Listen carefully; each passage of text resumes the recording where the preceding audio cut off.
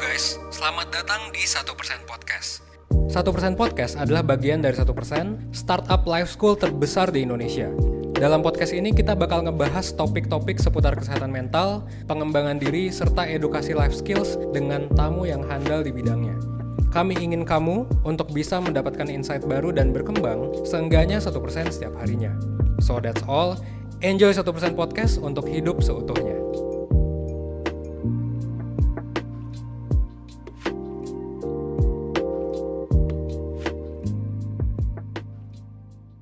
Halo semuanya, selamat datang di channel 1% Podcast, di mana kita bakal membahas ilmu-ilmu penting kehidupan yang belum pernah diajarkan di sekolah. Dan sekarang kita lagi ada di segmen kelas kehidupan ya, dan kita bakal membahas salah satu hasil riset yang menarik gitu ya, yang bisa kita coba praktikan di kehidupan kita sehari-hari. Biar apa? Biar kita bisa menjalani kehidupan dengan lebih baik. Di episode kali ini kita bakal membahas soal kebahagiaan.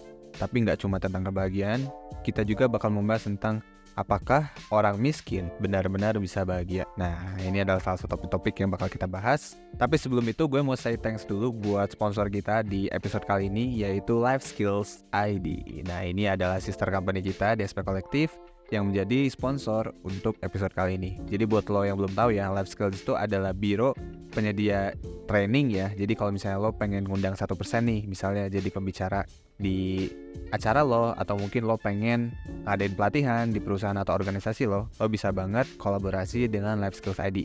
Kalau misalnya lo tertarik buat kolaborasi lebih lanjut, atau lo pengen daftar gitu ya webinar yang biasa diadain sama Life Skills, lo bisa langsung aja klik link yang ada di description box, atau lo bisa langsung aja masuk ke website kita di 1%.net. Oke, that's all ya. Terima kasih sekali lagi buat Life Skills ID yang udah mensponsori kita di episode kali ini. Oke, sekarang kita lanjut ya ke bahasannya, yaitu soal miskin tapi bahagia. Apakah bisa? Topik ini sebenarnya berangkat dari salah satu daerah ya, yaitu daerah istimewa Yogyakarta, yang mana masyarakatnya itu jadi masyarakat paling bahagia nomor 3 se-Indonesia gitu. Jadi masyarakat Jogja itu pada bahagia, dan itu sampai ke peringkat ketiga. Tapi yang menarik adalah meskipun mereka jadi salah satu masyarakat yang paling bahagia, Yogyakarta itu punya UMP gitu ya, angka UMP salah satu yang terendah di Indonesia gitu. Jadi ini ada hal yang ibaratnya itu kontradiktif gitu. Kok bisa sih orang yang penghasilannya mungkin tidak sebesar Jakarta gitu ya, tapi punya level kebahagiaan yang jauh lebih tinggi dibandingkan Jakarta? Dan itu yang bakal jadi fokus bahasan kita sekarang.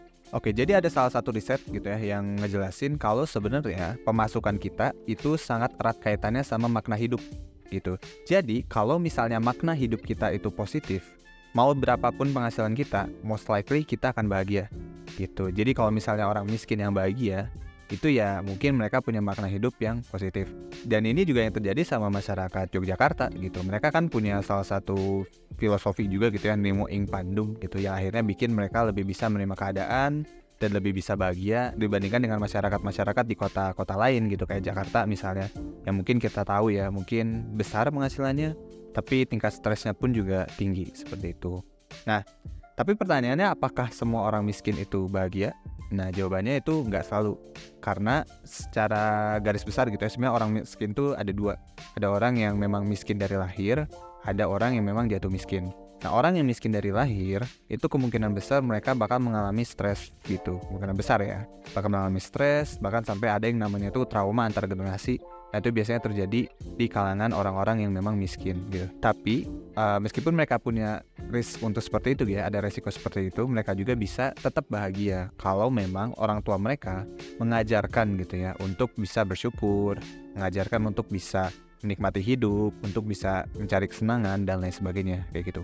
Jadi sebenarnya mereka punya potensi gitu ya, punya potensi untuk bisa bahagia meskipun penghasilannya pas-pasan. Nah, itu yang pertama. Yang kedua itu adalah orang yang jatuh miskin. Nah, orang yang jatuh miskin itu kan sebenarnya mereka itu punya kondisi di mana mereka tidak miskin terus jatuh miskin. Nah, orang-orang yang seperti ini itu memang punya chance untuk comeback yang lebih besar gitu. Jadi mereka tuh punya chance untuk mendapatkan kebahagiaan gitu ya, meskipun mereka itu kondisinya saat itu sengsara gitu. Meskipun juga memang di episode sebelumnya kita udah bahas ya soal gue juga bisa ngomong learned helplessness, itu susah banget guys. Jadi di episode sebelumnya kita pernah bahas soal keputusasaan ya. Mungkin juga ada beberapa yang akhirnya jatuh miskin dan putus asa akhirnya susah untuk bangkit. Tapi sebenarnya secara teori memang orang yang jatuh miskin itu lebih bisa bangkit dibandingkan orang yang memang miskin, kayak gitu. Nah, yang jadi pertanyaan sekarang, kalau misalnya ada orang miskin yang bahagia gitu ya, apakah itu adalah sesuatu yang baik atau itu sesuatu yang buruk? Nah, ini pertanyaan yang bisa dibilang cukup mind blowingnya sih. Jadi kayak gini sebenarnya. Sebenarnya itu kita memang butuh pandangan yang optimis terhadap kehidupan kita. Kita memang butuh, karena ya dengan punya pandangan yang positif, kita bisa ya living a good life aja gitu. Kita hidup tidak merasa terbebani, kita mungkin akan lebih kuat dalam menangani stres gitu ya, dan menangani berbagai hal buruk yang mungkin terjadi di hidup kita gitu, jika kita punya pandangan yang positif. Nah, yang berbahaya adalah ketika kita itu terlalu naif dalam artian gini, oke, gue miskin, gue bahagia, dan gue bersyukur. Misalnya saya kayak gitu ya. Tapi gimana kalau misalnya at some point lo itu sakit? Gimana kalau misalnya at some point keluarga lo sakit? Ketika lo nggak punya uang, gimana gitu? Gimana lo mau berobat itu? Kalau misalnya lo nggak punya BPJS misalnya, udah gimana? Nah itu ya. Jadi yang jadi masalah itu ketika orang yang mungkin miskin tapi bahagia, itu yang jadi masalah adalah ketika mereka itu tidak menyadari kalau kondisi kemiskinannya, kondisi ekonominya sekarang itu penuh risiko.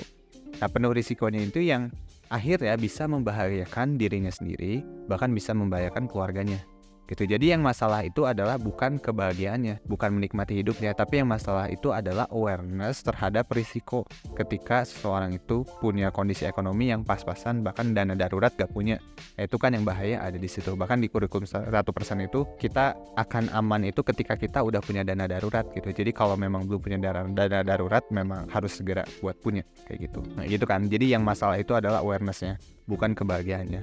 Nah terus gimana caranya biar kita bisa tetap bahagia gitu ya, tetap enjoying the good life gitu ya, tapi juga tetap kita bisa mempersiapkan diri dengan kemungkinan ancaman yang akan terjadi di hidup kita gitu, risiko-risiko yang akan terjadi di hidup kita. Gimana caranya? Nah, sebenarnya 1% kita punya salah satu filosofi yang bisa dibilang ini filosofi yang kita pegang banget gitu ya dalam pelaksanaan kita dari awal sampai sekarang. Namanya itu adalah filosofi hustle tapi santuy. Nah, ini adalah filosofi yang sangat menarik ya, karena ini adalah dua hal yang bertolak belakang.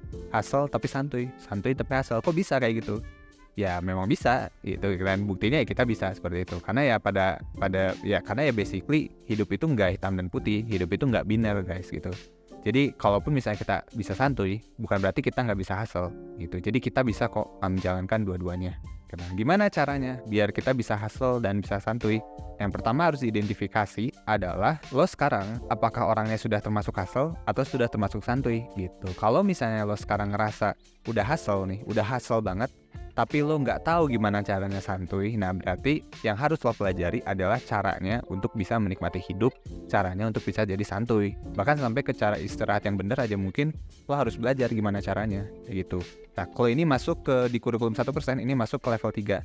Dimana di level 3 itu ada entertainment and hobbies, berarti lo harus cari tahu tuh apa hobi lo, apa yang lo suka, apa yang bisa menghibur lo.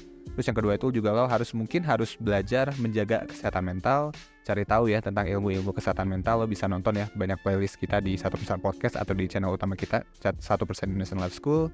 Bahkan sampai ke meaningful relationship, biar hidup lo bisa jadi lebih bermakna gitu. Jadi hidup kan gak cuma tentang gawe aja kan, gak cuma tentang kerja aja kan gitu. Ada juga tentang meaningful relationship. Nah, lo bisa consider buat mencari meaningful relationship kalau memang itu jadi prioritas lo, kayak gitu. Nah, itu caranya santuy. Tapi kebalikannya, kalau misalnya lo ngerasa hidup lo udah sangat santuy gitu ya, lo udah menikmati hidup, ngopi dan lain sebagainya, tapi lo ngerasa kurang produktif, bahkan mungkin secara produktivitas tuh kayak kurang banget gitu, dan lo nggak tahu gimana caranya. Nah, mungkin yang harus lo pertimbangkan adalah mencari kegiatan-kegiatan yang memang bisa bikin lo jadi hustle gitu. Gimana caranya gitu? Ini balik lagi ya ke level 3. Lo bisa fokus ke karir atau ke personal growth. At least lo bisa mulai dari nonton video-videonya 1% deh. Itu kan kita banyak bahas soal produktivitas, time management, mengelola emosi dan sebagainya. Nah, lo bisa mulai dari nontonin video itu dulu. Atau mungkin nanti setelah lo nonton video itu, lo bisa ngambil project apa, side hustle apa, atau mungkin lo bisa ikut volunteer dan lain sebagainya. Itu lo bisa ikut aja. Yang penting sesuai dengan keinginan lo gitu. Jadi kalau itu memang bukan keinginan lo, mending gak usah dilakuin gitu. Jadi disesuaikan aja sama apa yang lo mau.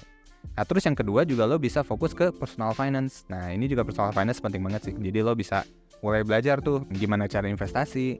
Lo juga mungkin bisa belajar tentang gimana sih gitu ya strategi-strategi investasi yang cocok untuk profil risiko gue. Atau mungkin kalau lo belum punya dana darurat, saran gue sih lo punya dana darurat dulu ya gitu. Nah jadi itu, pertama identifikasi dulu apakah lo udah hustle atau lo udah santuy gitu ya. Nah ketika lo ngerasa ada salah satu aspek yang kurang, ya lo improve di sana gitu. Jadi tanamin di mindset ya, di pikiran lo kalau lo tuh bisa ngelakuin dua-duanya.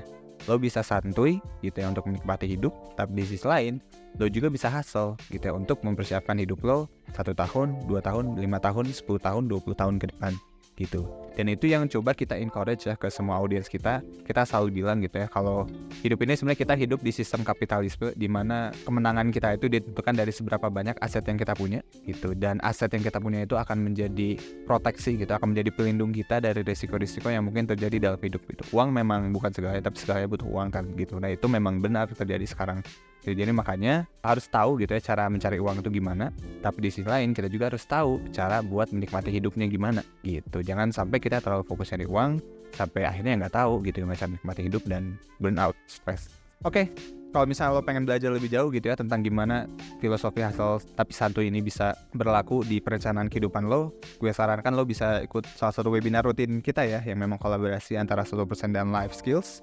Itu adalah webinar life planning. Nah ini kalau lo bisa langsung daftar aja di description box atau lo langsung kunjungi website kita di 1%.net. Tapi kalau misalnya lo pengen service yang lebih personalized, lebih personal gitu ya, dan lo pengen private juga, lo bisa konsultasi di mentor atau psikolog kita di live consultation. Itu langsung lo daftar aja di link description box atau langsung ke website kita 1%.net. Oke, that's all untuk episode kita kali ini. Semoga bermanfaat, dan kalau misalnya lo belum subscribe, jangan lupa subscribe ya di channel 1% Podcast dan nyalain lonceng notifikasinya supaya lo gak ketinggalan update episode terbaru di channel ini. Oke, that's all. Semoga konten ini bermanfaat dan see you in the next video. Bye-bye.